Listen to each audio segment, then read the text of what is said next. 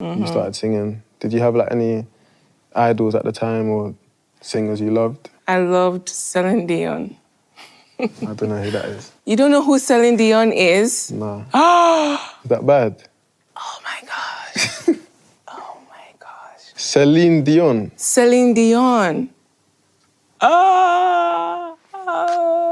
You know who that is?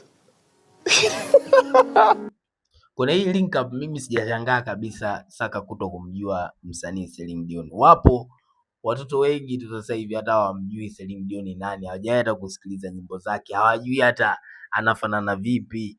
Umeona bwana?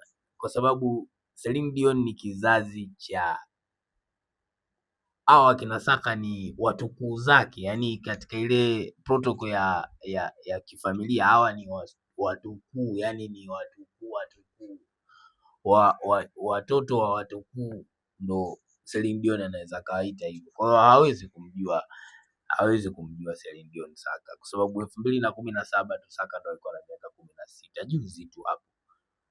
Na leo hii Tems ni kizazi cha ngapi? Ni kama vile tuseme kwa umri wa Tems sasa hivi huyu anaweza akawa hata mtoto wake. Umeona bwana? Kwa hiyo mimi sikushangaa Saka kuto kumjua Celine Dion, ila nilishangaa Tems kushangaa kwamba Saka amjui Celine Dion. Hicho mimi ndio kilichonishangaza.